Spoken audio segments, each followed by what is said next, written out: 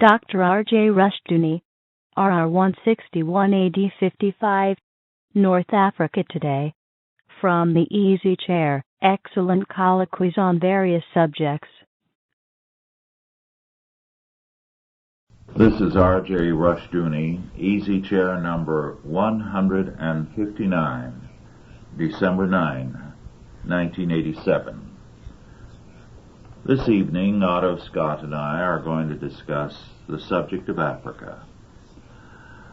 Africa is very important on the world scene at present because we are seeing a number of things come to focus in Africa that are revelatory of modern man's insanity, because that's the only word to describe it. First of all, the term Black Africa. We assume that Africa belongs to the black race, and that in itself is an illusion. No more than we can say that North, Central, and South America belong to the Indians, or that Europe belongs to the Celts who originally inhabited it, can we say that Africa belongs to the blacks. First of all, the area that makes up southern Africa was not in the hands of blacks. It was originally inhabited by a few tribes of Hottentots who have disappeared, and Bushmen, and Bushmen are not blacks. Then the pygmies in the forests of Africa are not properly of the same racial heritage as are the blacks. Again, in the northern part of Africa, you have a variety of peoples. The many Berber tribes and peoples are descendants of Gothic or Germanic peoples. The Copts are the ancient Egyptians, and they are not black. The Arabs, of course, invaders of some centuries ago, are throughout much of Africa.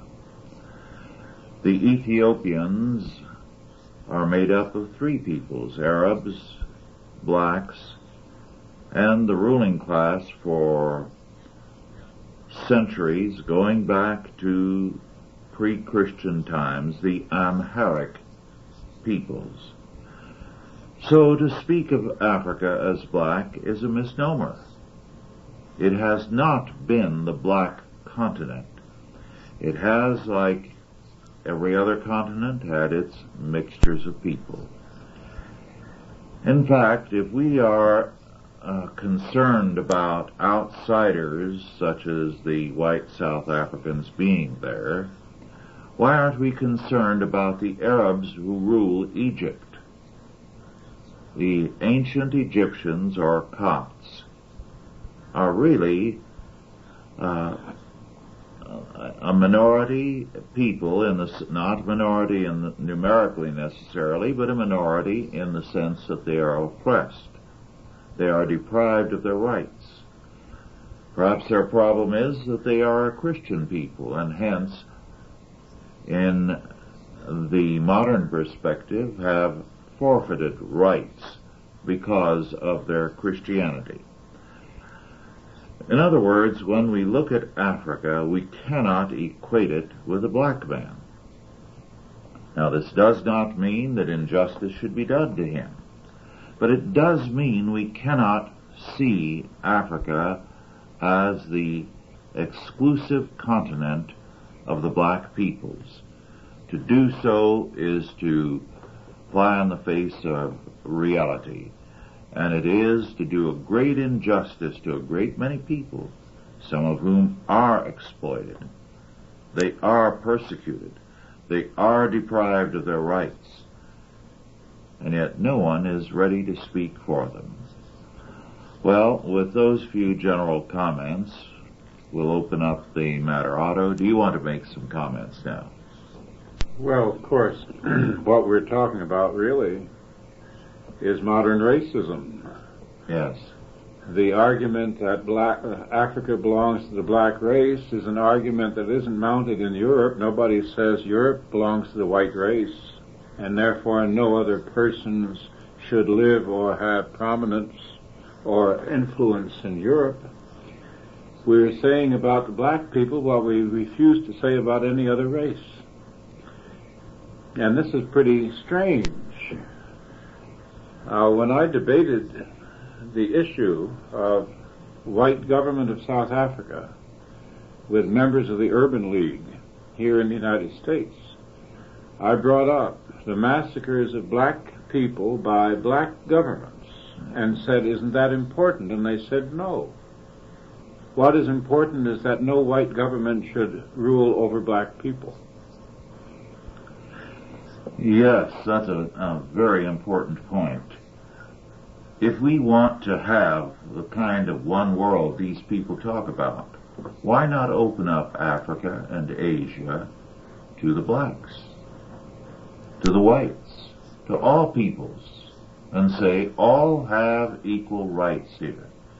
If they are to have equal rights in the United States and Great Britain and France and Germany, why not in Asia and Africa? Why not? Why don't they offer to the other races what they demand from other races? And this is exactly the kind of problem we have in the world today, and very few people are ready to talk honestly about. It is assumed, as you have so often pointed out, Otto, that racism is the exclusive vice of the white peoples, when in reality the Christian whites of the world have had the least amount of race prejudice of any group in history. Well, it was the white race which got rid of slavery. It was the white race, by accident or by the will of God, which introduced Christianity. It was the white race which expanded civilization around the world and extended the lifespans of all the other races. I read a book some years ago by Teddy White when he was alive, in which he brought up the fact that all histories that we read are written from a Western perspective. And he held that up as an instance of discrimination, of egocentricity, so to speak. And when I read it, I thought, well, whatever stopped the Hindus from writing the history of the world? Whatever stopped the Chinamen, the Chinese, from writing histories of other races and other peoples? So I'll tell you what, they weren't interested. Recently, somebody unearthed some writings from the Mohammedans of the 15th and 14th centuries, and they discovered that these men, the writers and scholars of the Mohammedan world in those periods, had absolutely no interest whatever in Europe. They sent a few traders and a few explorers there to look and came back and said, well, the Europeans have very strange habits, and they dropped the matter altogether. They weren't interested. So, of course, the histories are from the European perspective. Nobody else was interested in the world as a unit. Right now, nobody is talking about eliminating discrimination, accepting Christians. Nobody, the Chinese and the Japanese, are not talking about getting rid of discrimination.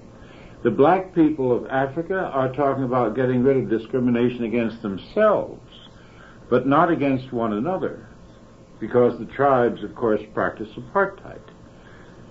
No tribe will allow a person from another tribe to move into its territory.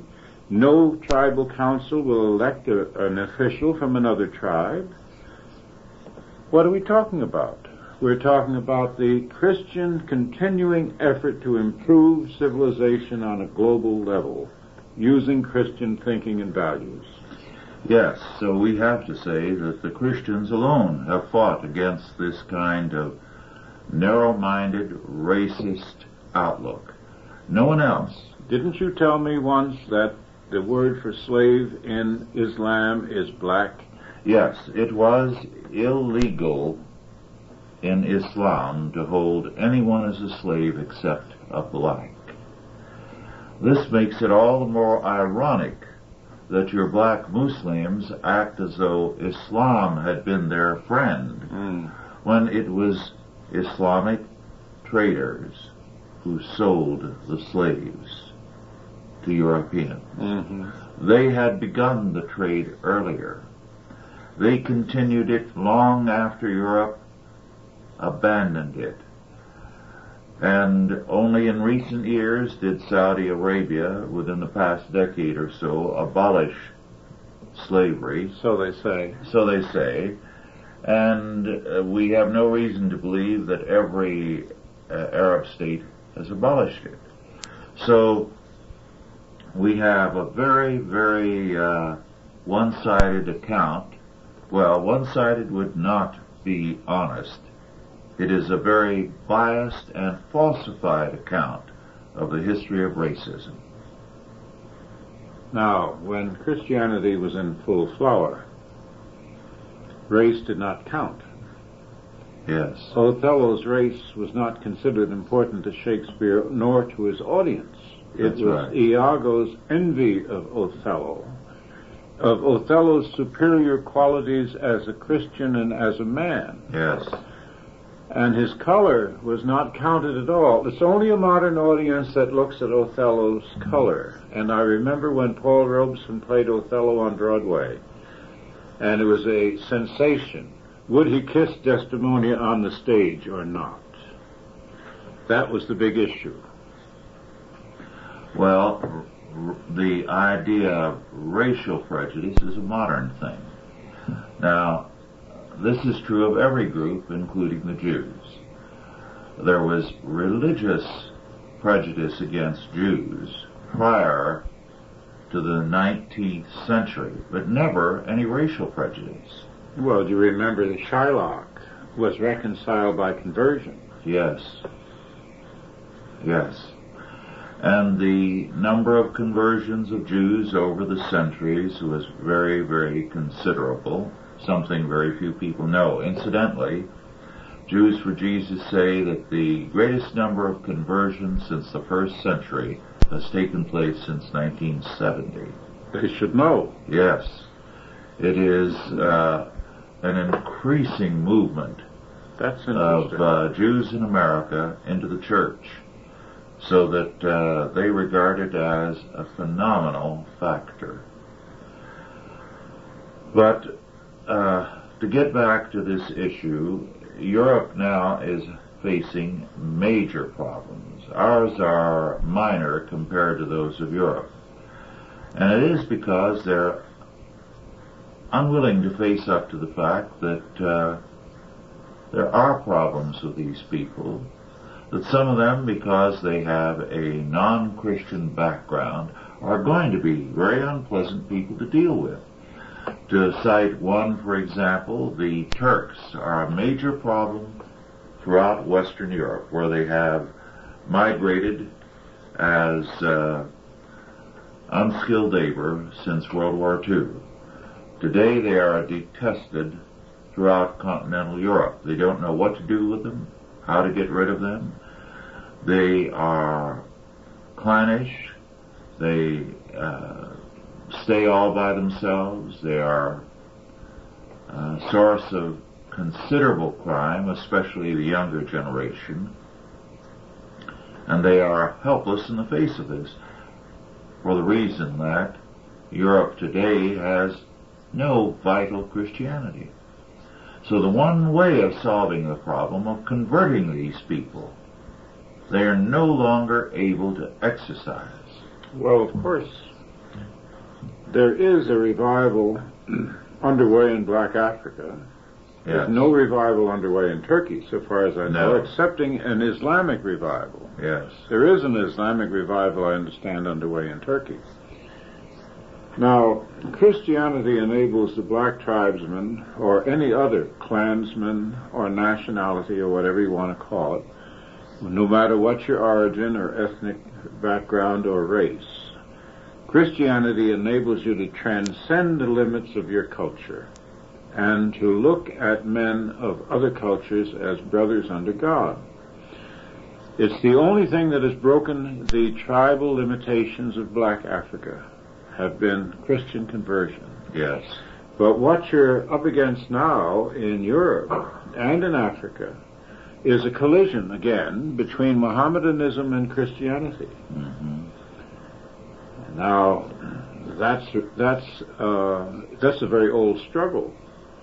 When we were in the castle at Edinburgh, you were talking about the Battle of Lepanto, which stopped the Turkish tide in the Mediterranean, and that was in the time of Philip II. Yes. So that was in the 1500s. This is the 1900s, the end of the 1900s, and the whole thing has been heated up again.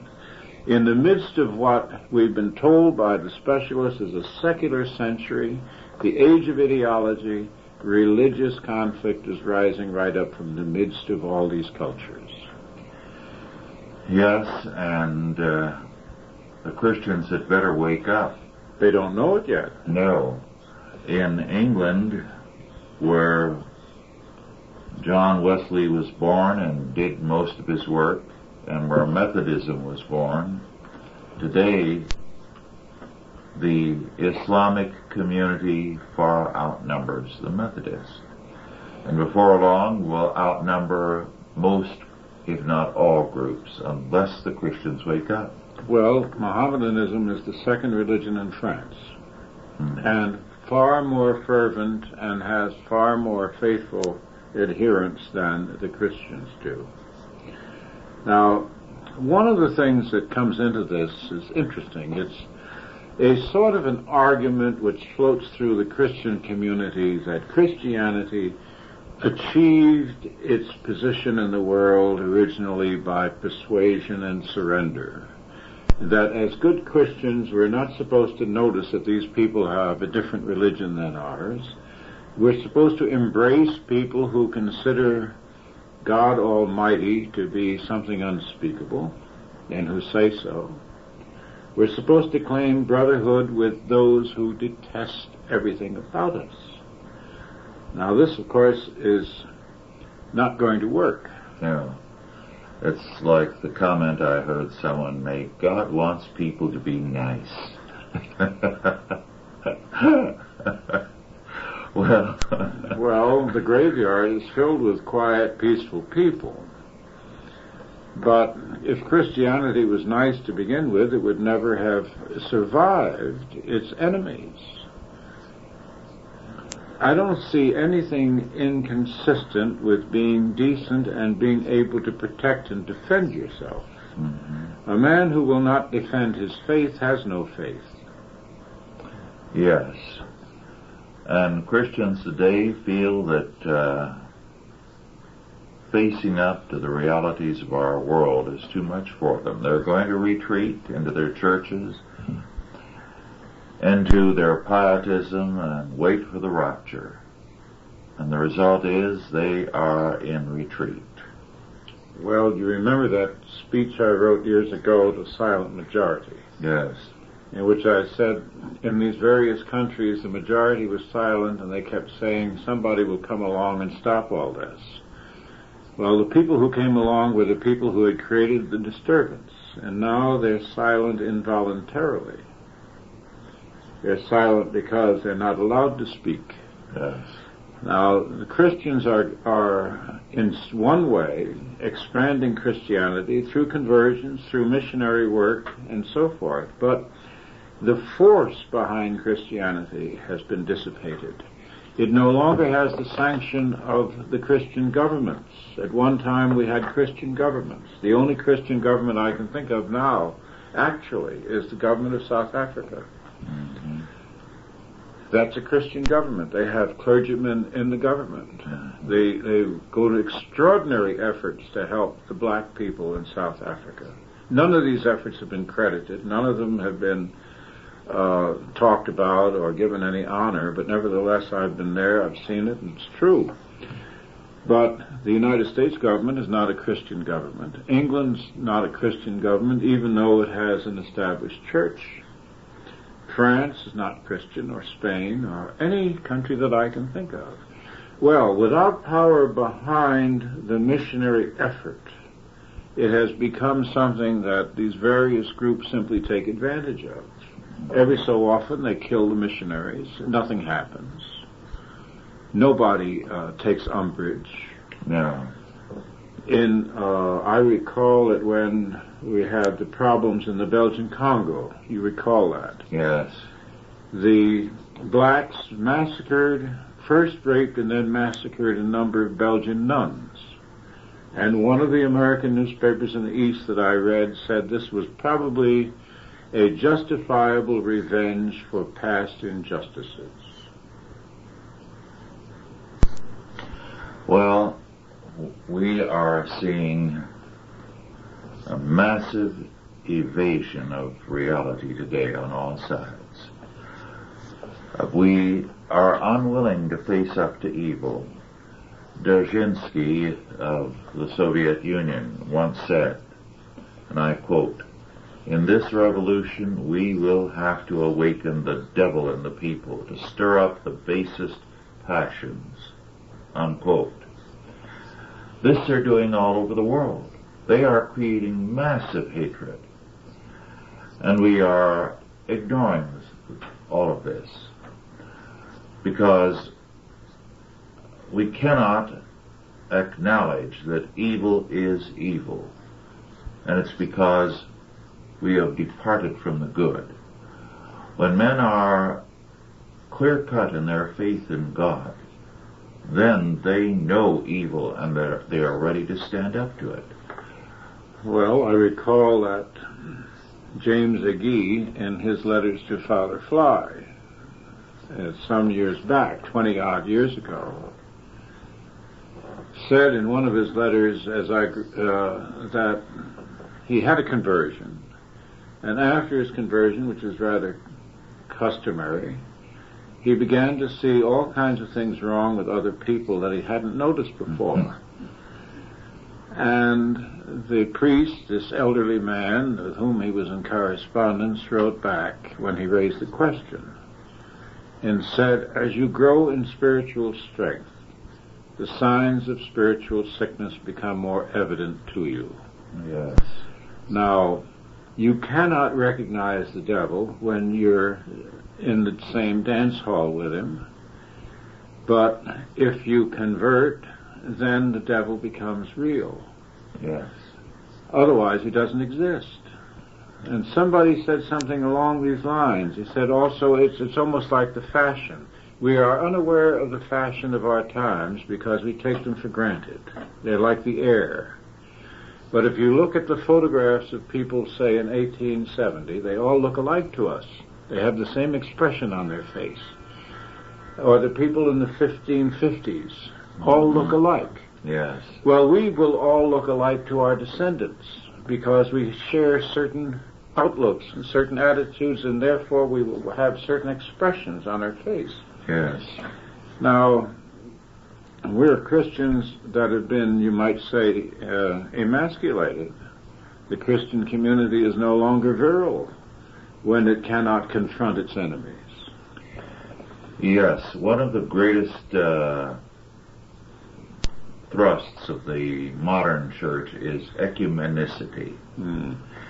And it is a drive to bring Christians, or churches would be the better term, together for the sake of unity, as though numbers thereby will give them a world's strength. And yet, when you look at the early church, their concern was not union for the sake of unity, but it was the truth.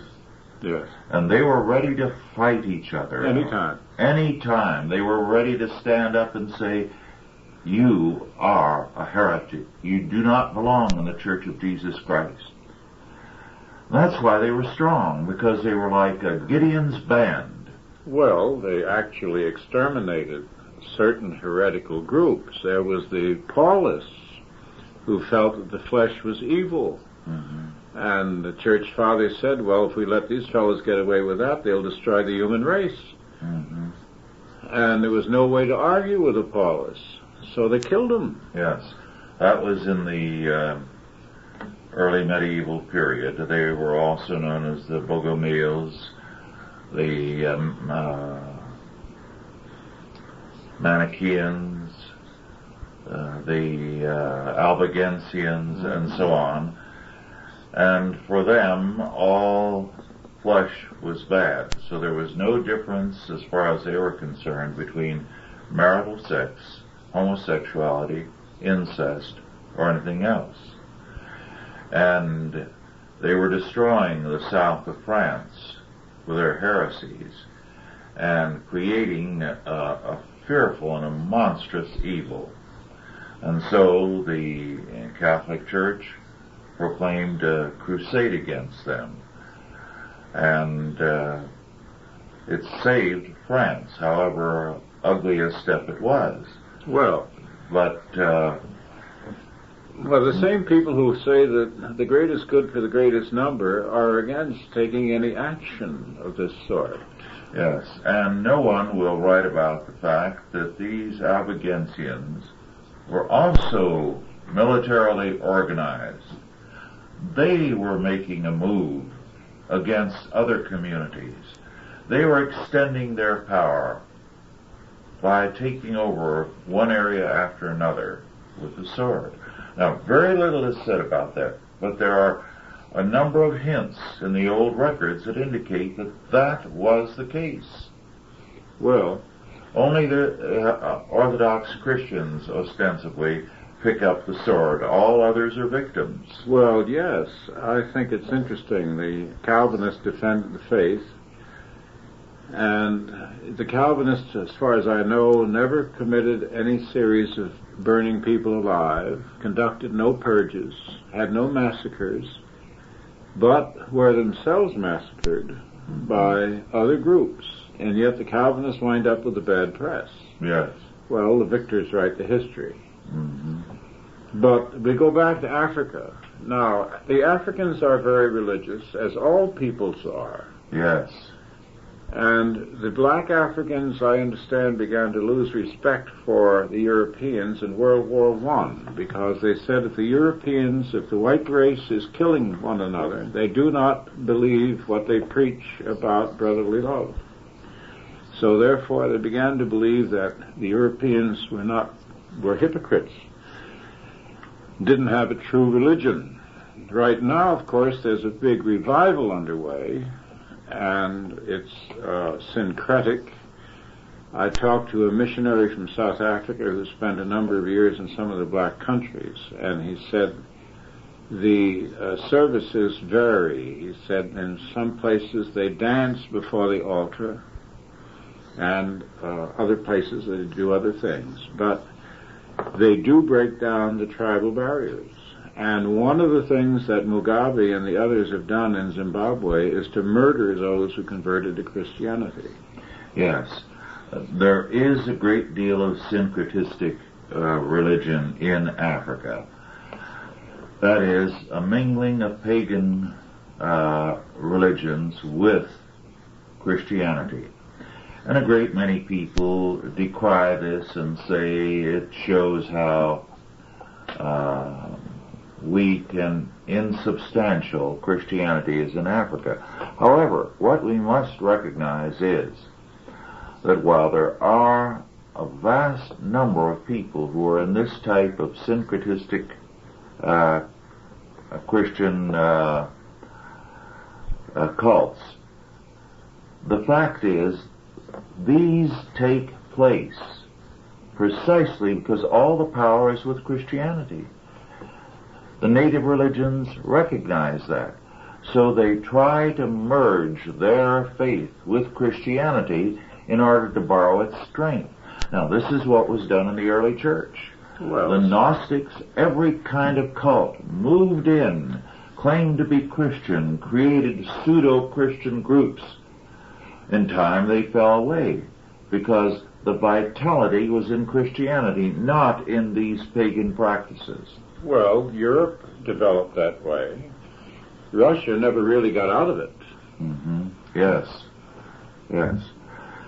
So we have to recognize that there's a great deal of vitality in Africa, and the only resistance there that is important to the forces of Marxism and to the forces of paganism is in the Christian community.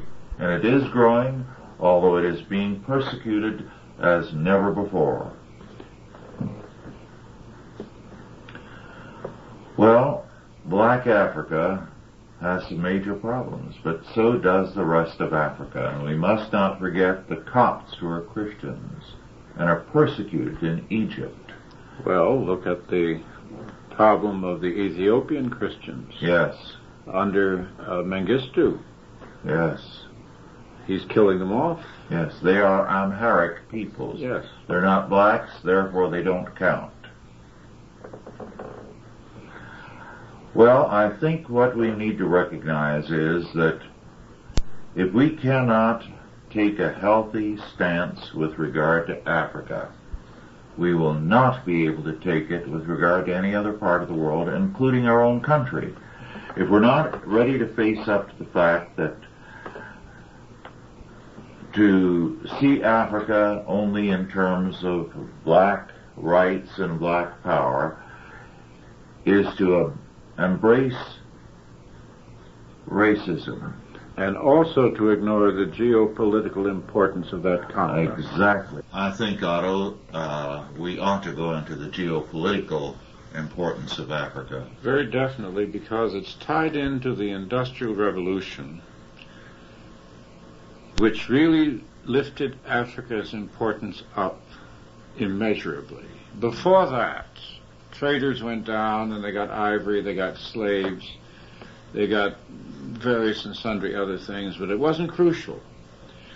What happened with the discovery of oil, the application of oil, by the turn of this century, when England began to switch its navy to oil, and we had to do the same, etc., was that the Persian Gulf, which is after all part of Africa, Middle East, this is a sort of a gray area in most people's minds. They don't think of North Africa as part of the continent, but it is.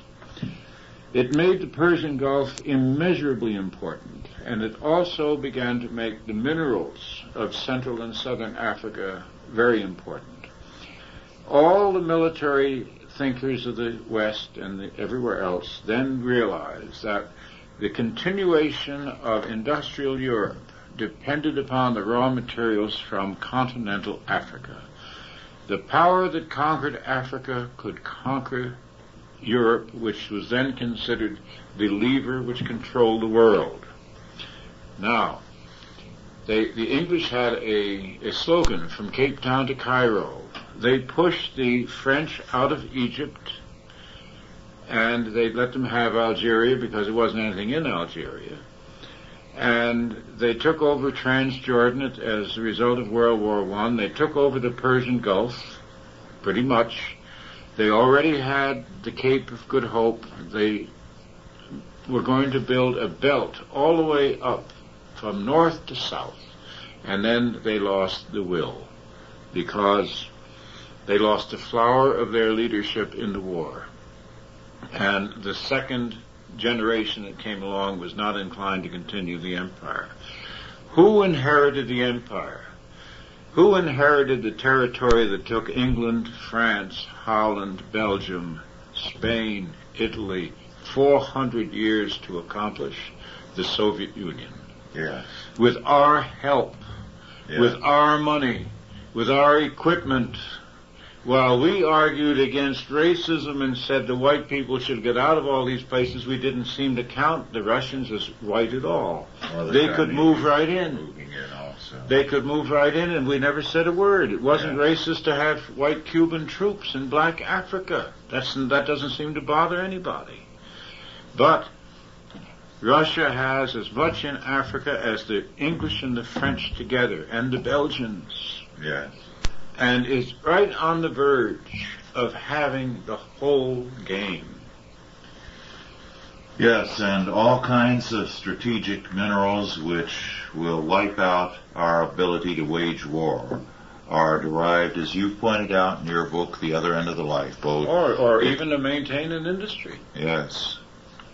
They're derived from Africa, South Africa especially. Southern Africa. Well, here's a statement from a black woman in Angola. This is one of thousands of statements like this. I quote, "The Cuban soldiers came and locked people into huts and burned them alive. Others, their arms and legs were cut off. They ripped away my baby out of my arms and, swinging her by the legs, smashed her head against a tree. I was pushed into a lorry with other women. Later, I was raped by 10 Cubans. Those who resisted were stabbed by bayonets," unquote. Over 50,000 young Angolan children have been taken recently from their parents forcibly, and they have been sent to Cuba. The Cubans chose 7-year-olds, and the purpose of doing it is to train them to be Marxist-Leninist mercenaries. This is exactly the policy the old Turkish Empire practiced, by taking 4-year-old Christian youngsters and training them to be their troops, their Janissaries. Well, the Soviets have been doing this for a long time. They Yes. took tens of thousands of children from Greece at the end of World War II and raised them in the Soviet Union. They've taken children from all the satellite countries of Eastern Europe to raise in the Soviet Union. And from Southeast Asia. And from Southeast Asia. And from everywhere, because they're planning on a worldwide empire. Yes. 18,000 have been taken from Mozambique to East Germany.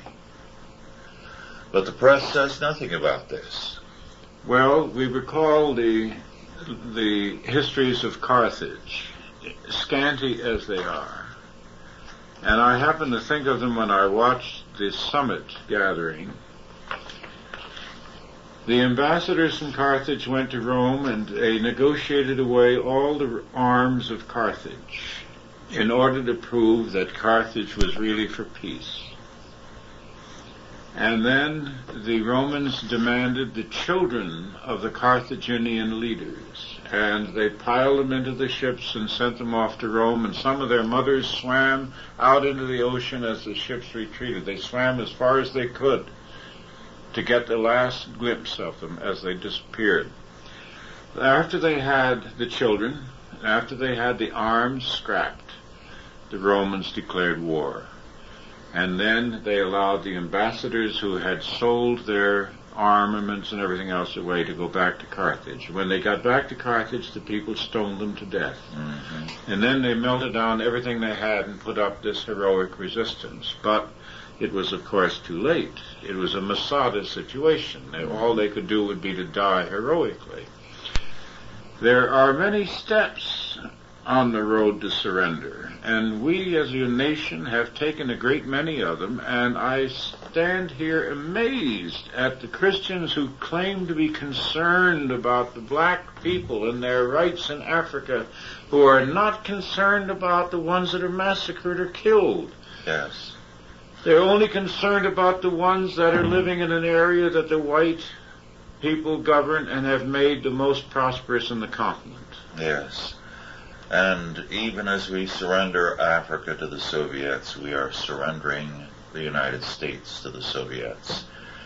And Ronald Reagan will be remembered as the worst president in American history, as the man who sold America. For what? For a good role on the stage for a brief moment. Yes. That's really conceit over pride.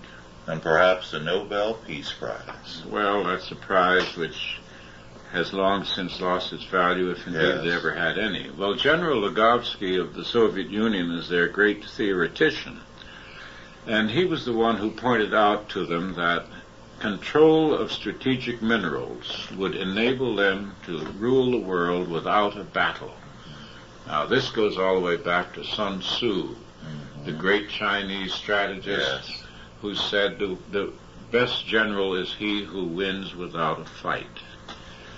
And South Africa is probably our last big domino. I've written about this, and it's been a great disappointment to me, that whole book, is that I've gone around lecturing about it and everything else, and when I get on the air or on television or I start to talk to some liberals about the subject, the only subject they want to talk about is racial issues. Yes. They are absolutely, totally obsessed. They don't want to talk about the survival of the United States. They don't want to talk about any other country. They don't want to compare South Africa to Uganda or any other place. They say that's getting off the mark. You're changing the subject. About a year ago, I reviewed on one of the easy chairs a book by Patrick Marnham, Fantastic Invasion, Notes on Contemporary Africa. And I'm just going to refer to it again very briefly because it is a very important book. The point that Marnham made in this book was that the real invasion of Africa has taken place since colonialism ended. People have the wrong idea of colonialism. For example, at the height of British power in India, there were, as Stoker pointed out some years ago, 6,000 British agents in India. They ruled a subcontinent with only 6,000 people. They did it because basically it was a good government and the peoples of India had peace. Famines were ended. Racial hostility was ended. And therefore the people were happy with what they were getting. Now the same was true in Africa. There were not vast groups or armies or anything holding down Africa prior to the end of colonialism. Just a handful of peoples. Now, as Barnum points out, there is a fantastic invasion. Apart from those of the Chinese and the Soviet bloc, it's the invasion of UN experts, scientists, people who are going to tell the country, and they control the purse strings, how they are to rule, how they are to function. And the result is, under colonialism, some of those countries were exporting food. They almost all were. Now they are starving. Yes. They depend on foreign food because the foreign experts control the country, because foreign aid is what keeps these countries going. Well, don't forget that the foreign aid, and we're party to this. Yes. We, the United States, that is, the government of the United States created the UN. Almost insisted, Roosevelt's only insistence, the only thing the United States was to get out of the war was to see the UN created. And the Soviet Union joined finally in the creation of the UN because they could see obvious advantages. And we set up a Point 4 program, Truman called it, to take care of the hungry people of the world. There weren't that many hungry then as there are now, by the way. Yes. Things are much worse now than they were in 1948. But at any rate, we decided to set up the foreign aid program, which, by the way, exactly equals our deficit, because it wasn't domestic welfare which put us in the red, it was international welfare. But we didn't give the money to the entrepreneurs in these countries. We didn't send anyone in to talk to those who were already in business and who wanted to expand their factory. We didn't talk to the middle levels. We didn't talk to even the professionals. We talked to the elite groups that had been educated in Western colleges and universities who all spouted socialist nonsense.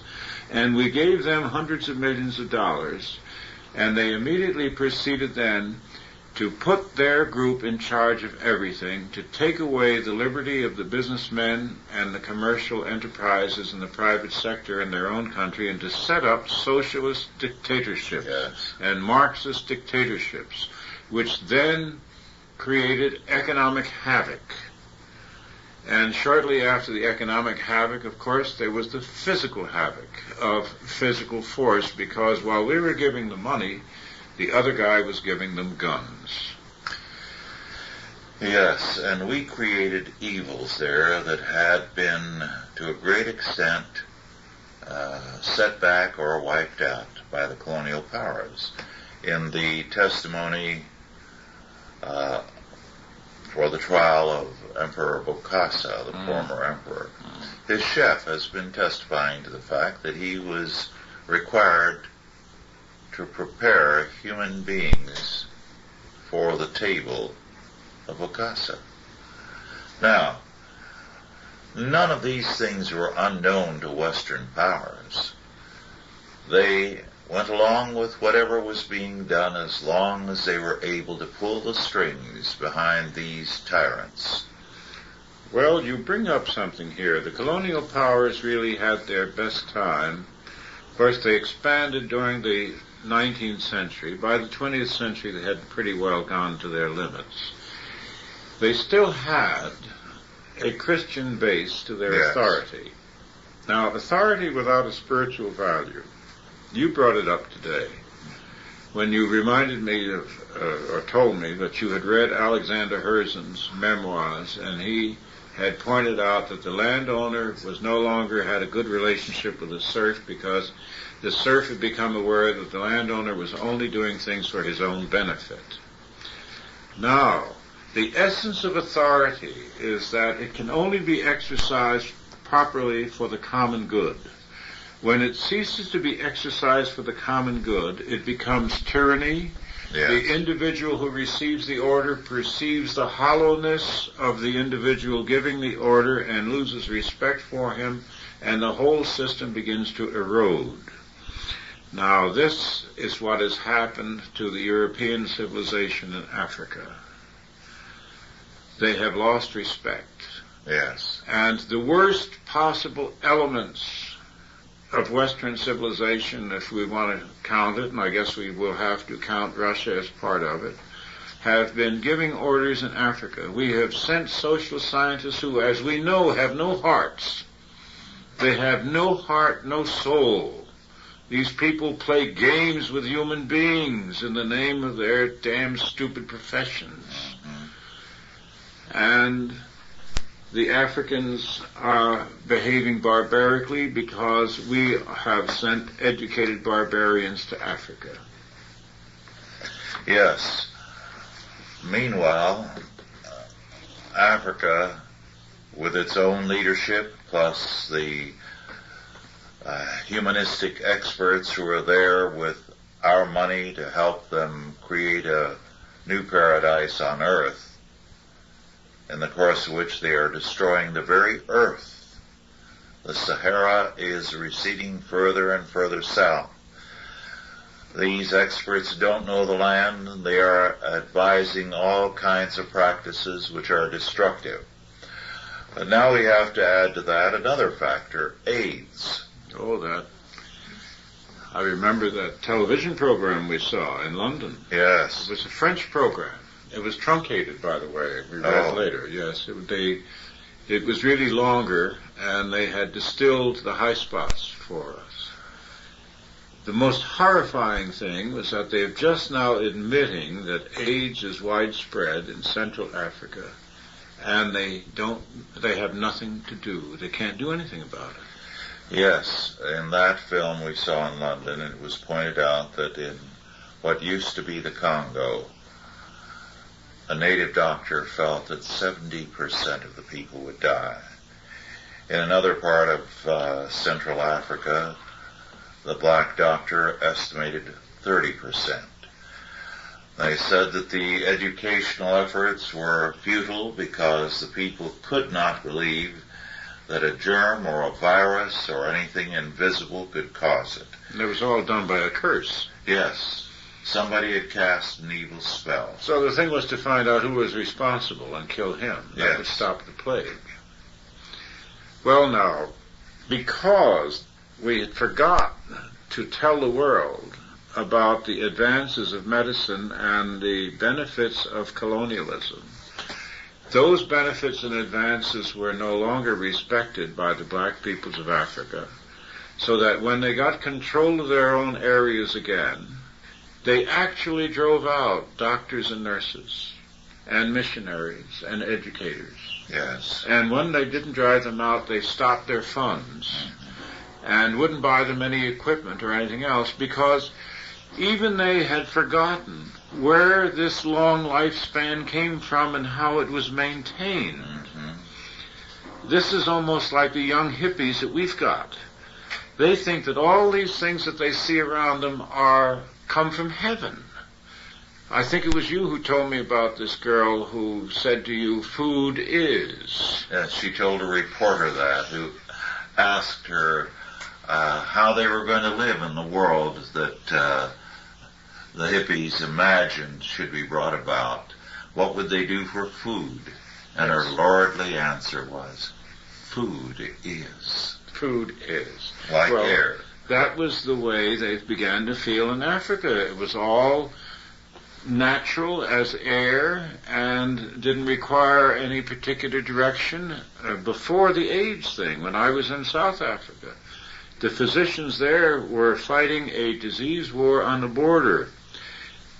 People were coming across the border illegally with cholera, with advanced syphilis, with every kind of disease you can think of, because there was no treatment in the countries from which they were fleeing.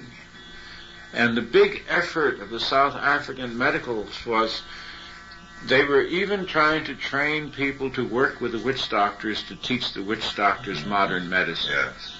They were trying every possible thing, because they said, who can stop the spread of disease if we don't? And if they didn't, it would have been far worse. It would be today far worse. If South Africa is brought down, the human cost is incalculable. Yes. Well, you mentioned South Africa. The idea of turning South Africa over to the blacks and creating a black state there, and of Africa for the blacks only, reminds me of something that Eric von Kuhnel-Ledin has written of late. And I'd like to quote from this, because this, I think, is very important. I quote, "Here we have to remember the words of Lord Acton, a great Catholic and a great liberal of partly German descent, who wrote, 'Those states are substantially the most perfect which, like the British and Austrian empires, include various distinct nationalities without oppressing them. This notion is very much in the same vein as the words in the Testament of Saint Stephen, King of Hungary, to his son, Saint Imre. Remember, my son, that a country of only one language and one custom is a feeble and foolish thing. Such sentiments are totally unacceptable to the leftist mind which dreams of a country with one race, one language, one class, one type of education, one ideology, one party, one income, and so forth.' Imre's name, my readers should recall, was translated into German as Emmerich, and Emmerich was Italianized into Amerigo, which is at the root of America." Unquote. How very, very nice. Yes. Well, you see, we cannot have health in any continent. Africa for the blacks only, Asia for the Asiatics. We have to say that if we believe that the American system has been a good one, and that until these liberals began to import their inverse racism into the picture, it was the most healthy and virile country in the world, that the same thing can happen the world over Oh, yes, if these areas had decent leaders. Do you know Central Africa and South Africa was enormously wealthy when there were no white men there? The blacks of Central Africa didn't even have the wheel for transport. Mm-hmm. Like the Indians of North America, they walked over all kinds of treasures beneath the earth which they were unable to extract. There is more oil, I think, in Mexico than there is in the Persian Gulf. I really believe that. Mm-hmm. And I have seen mountains in South America with so high a mineral content that not a blade of grass could grow on them. Untouched, unexplored. The earth is groaning with riches, and what prevents these riches from being developed? Why could the black people of Africa be hungry today when they had the most fertile continent in the world, excepting that they're in the hands of stupid tyrants?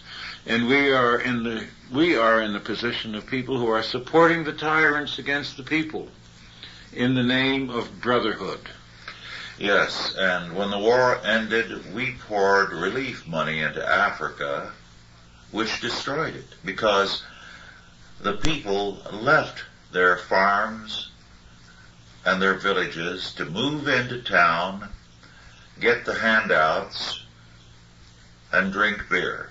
Well, and it corrupted their morals, it corrupted and destroyed their economies, and they've never recovered. Well, we supported a subverted elite.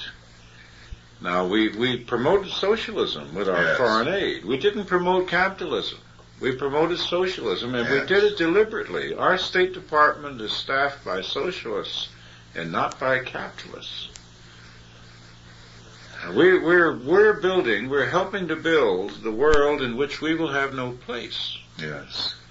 Now, because we don't have a Christian country, we've never done anything to help the missions. As our government today is saying that not even governmental funds can be used in conjunction with church efforts. So our missionaries and our church groups that are working in these various parts of the world are doing it on their own. Mm-hmm. They don't have any great power behind them at all. On the other hand, the Muslims, the Mohammedans, the people who are dying for Khomeini hold us in contempt as a people who have no God. Yes. Gaddafi has very rightly said that the West is destroying the entire world because they have abandoned their Christian faith. And he says, law and authority and society collapse when a faith in a supernatural power is absent. Imagine. He's quite right. There is no record in history of a civilization that has outlasted the loss of its faith. That's right. Not one. And we look at all our historians, and none of them can see the point. The people in the State Department never had a single report on Khomeini before he took over the government because they didn't think he was important. Mm-hmm. After all, he was a religious figure. That's right. And religious figures are not important.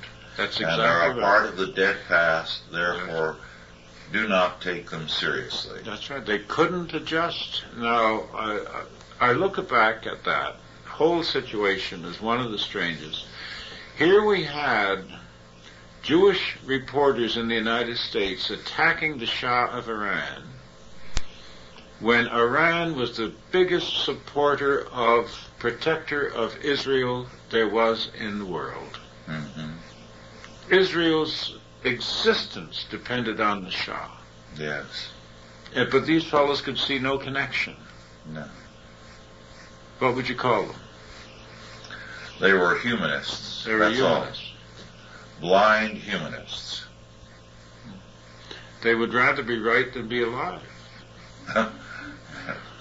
Right in terms of their humanistic canon. No, we have people who actually have gone to their grave because they would rather seem noble You keep running into these. I remember reading about Lafayette in France, and I wound up without respect for Lafayette because he was always striking the noble pose no matter what the situation was.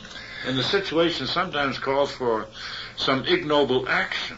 Well, his heroic stance in America went to his head. Yes, indeed. From there on, he felt that he had to be the hero of liberty in every Maybe situation. seeing Washington turned his head. But Africa, we keep sending people over to Africa who strike noble poses. In the meantime, there is terror and disease all around. When I was there, they estimated 30 million deaths by the year 2000 from disease. Now, that was before AIDS. That was before AIDS. That Yes. was before AIDS was discovered. Now what can we say? Yes. It was, well, as I told you a while back, some friends who, because of missionary concerns in Central Africa, were there, reported that they saw no elderly people. TB, tuberculosis affects 80%. So the lifespan was going back to what it was before the Europeans came. Exactly. Back to maybe 32 or 33 years. May not be there yet, but it's going to be there as things go on. So without considering the death toll from AIDS, the death toll from tuberculosis and cholera Well, is considerable. Cholera is a disease of the sewer. Yes. Lack of sanitation. Yes. And how long does it take for diseases to run when there's no medicine? When there's no physicians? And the physicians we saw in that film had no instruments. They had no syringes. They had no drugs. All they could do was to give psychological aid and comfort, a bed in the hospital, and soothing words and so forth. And it's a wonder how they were surviving themselves. Yes, and about all they had was all kinds of condoms for safe sex. Nuts. And the children were using them as toys. Balloons, yes. Yes. You really... the insanity of it was amazing. There's a word for that. They call it chuckleheads. The world is full of chuckleheads at the top. Well, our time is just about over. Any final statement you'd like to make out of? Well, I will repeat myself that the fate of the government of South Africa, however odious it may seem to some, is inextricably entwined with our own.